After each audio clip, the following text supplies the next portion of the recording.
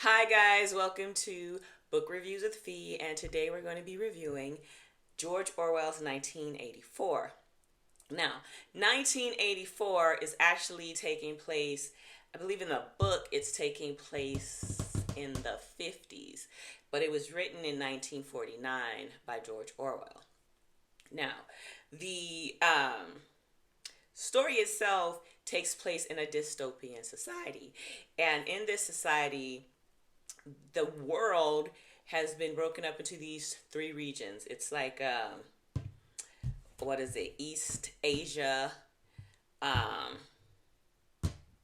I forget the other one, but what Oceania? Oceania is like Britain and the U.S. and it's like these northern territories, and so it's three parts of the world, and within yeah, I think it's Oceania. Oceania. Why does it? Well, I don't know why that's difficult for me to say. But anyway, um, there is no democracy, right? There is this principle of INSOC. It's called INSOC, and INSOC is enforced and run by the party. That's what the ruling government is called, and the ruling government is characterized by Big Brother. So that's where we get that term that you hear all the time, Big Brother. Big Brother is always watching. So every room in every house, even on the streets, you have these telescreens, and so they can visualize you, right? But they can also like read your heart rate, and if you like twitch or something like that, because that's then alerting them that you're maybe having some type of independent thought, and that's what's outlawed in this society is independent thought. You must think the party, you must live the party, breathe the party, eat the party. And not only do they control your thoughts, but they control your language in this newspeak. And newspeak is this reimagining of language, so that instead of like the English language, I heard has more words than any other language in the world or something. So instead of saying something is, if I want to say something's good, I can say, oh my God, it was awesome. It was amazing. Oh my God, it was the bee's knees. Like, it's so many ways to say something is good. Well, not in Newspeak. In Newspeak, it's either good, or if you want to say something is very good, it's double plus good. And even if you wanted to say if it was bad, I think it's like minus good or something like that. I don't remember. But the idea is, if you remove all these variations of language, then the meaning of things get lost, because how do you know if I mean something was good in terms of its taste, or something was good in terms of how it made me feel emotionally, if you can only use one word? And the so if you can limit the language, you can then limit those other thoughts. Because if I'm saying um, the government is not good, okay, what does that even mean? A is going to be considered invalid or illogical thought language. And does it mean that it's not good in terms of how it manages food or economic policy? Or do you think rebellion is necessary? Well, we don't know, because you won't have the words for it. And so they are planning by 1984, no, sorry, I think it was 2050 or whatever. Um, they were planning sometime in the future, like 50 plus years in the future, to have eliminated all traces of regular language, what we become familiar with the English language. Now, um, this story is taking place in what used to be, I think it's called Landstrip 1, but used to be London. So it's, I'm listening to it on audiobook, so they're speaking with English accents. And Winston is having this existential crisis because he works in the Ministry of Truth. And another part of INSOC is that things are named for its opposite. So you have the Ministry of Truth, and they're in charge of reinventing or reimagining or just rewriting the past and also misinformation, disinformation. Then you have the Ministry of Peace, which is in charge of war. And there's this whole big section of the book where um, Orwell is talking about how the surplus in society is always eaten up by this continuous war that no one ever wins. And so in one week they may say Oceania Beat is at war with Eurasia. And then they're like, Oceania, the second week, is at war with East Asia. And it's always been at war with East Asia.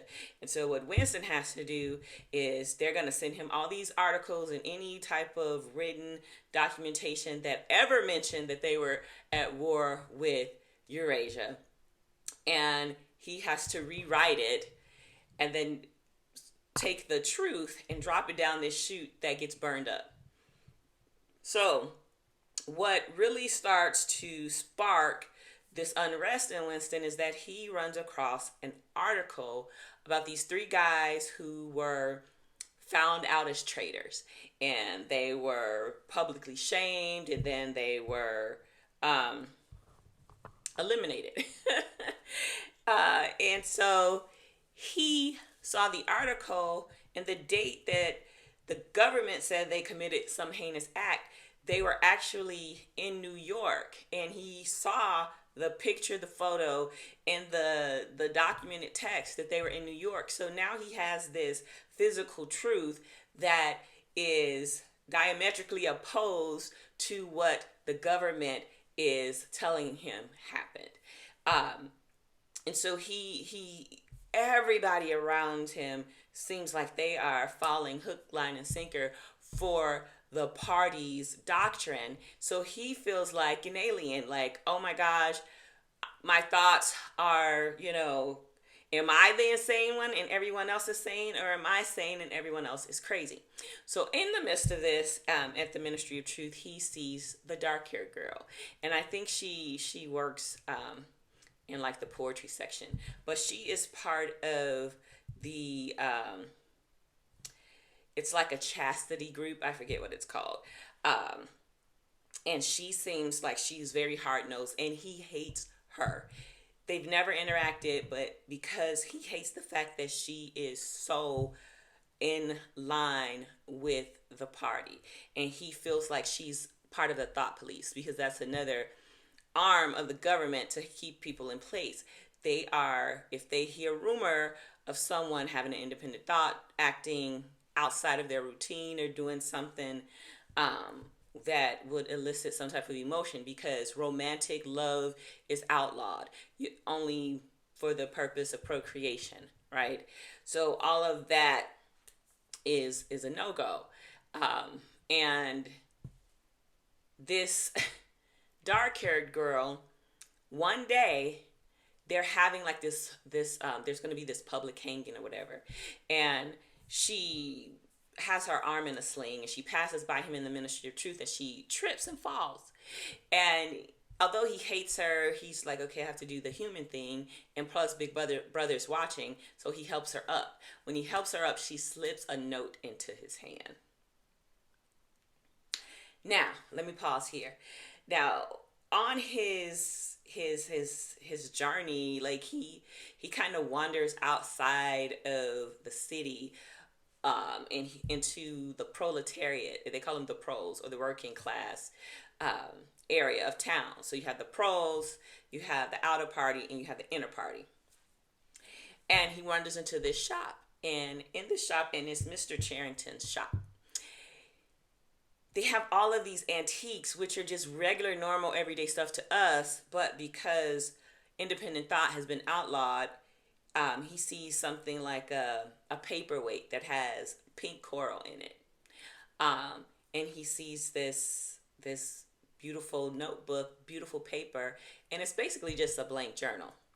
So he purchases the journal from Mr. Charrington, and he has found a little nook that if he leans back far enough on his couch, the telescreen can't see what he's doing, and he starts to write his thoughts in this journal. And when he writes his thoughts in the journal, he knows he's as good as dead, but he can't help himself. Um, so he learns that the dark haired girl, so the public hanging, she's like, meet me at the public hanging or whatever.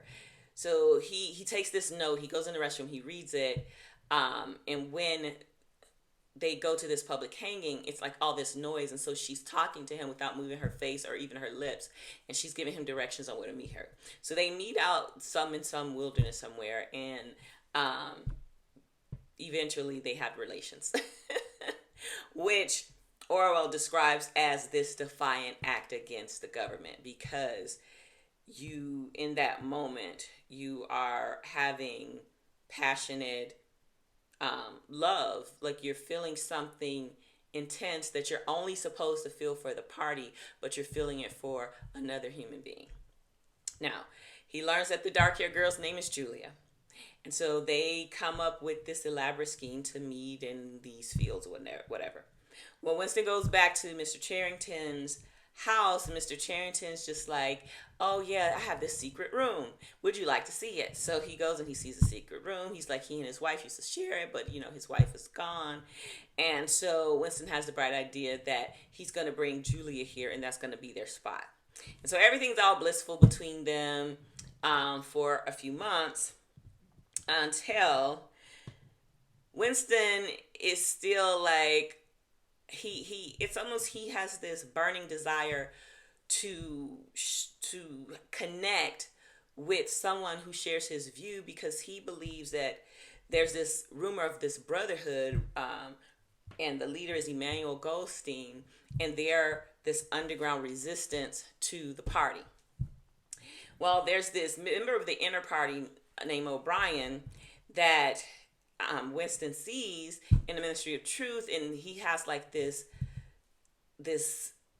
nonverbal visual connection or engagement with him, and he's like, he must think the way I do. So then Goldstein finally gets a moment to chat with Winston, and he's like, yeah, I'm working on this new speak dictionary, and you should come to my house. So now that's all Winston needs, because he's like, yes, he's part of the resistance, and he must see something in me, and I'm going to go there, and we're going to go forth.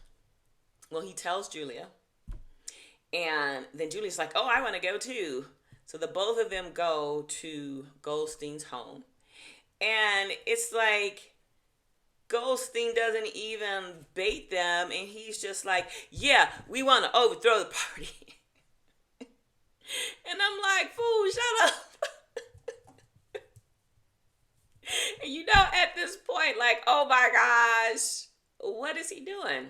So Goldstein's like, yeah, I'm not Goldstein, but O'Brien's like, yeah, I knew it, and we're gonna do this. And so he starts asking them all these questions. Are you willing to kill to overthrow the party? Are you willing to do things without question? And he starts naming all these heinous things, and they're like, yeah, we're gonna do it. So they go back to their little rendezvous spot, and they think everything's good, and then they hear on the telescreen, stop what you're doing, Big Brother is watching.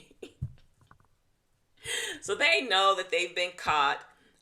So they arrest them. They take Julia and him to the Ministry of Peace, where Winston is tortured for weeks, months, maybe even years. He doesn't know, because they're drugging him. He doesn't know if it's night or day. And then they'll torture him to a point. Then they'll let him heal and get better. And then they'll torture him some more. And he knows ultimately they're going to shoot him. But O'Brien's like, he wants to rehabilitate him. And basically, I'm not going to give you the blow by blow because you really should read it. But the ending, I'll say this. It had to end the way it ended, but I didn't like the ending. And it had to end the way it ended because it's a critique of what can happen when we, the masses, the people, put our trust in totalitarian regimes and how far they'll go to keep power. So I would recommend the read. If you've read it, please drop some information and thoughts in the comments below.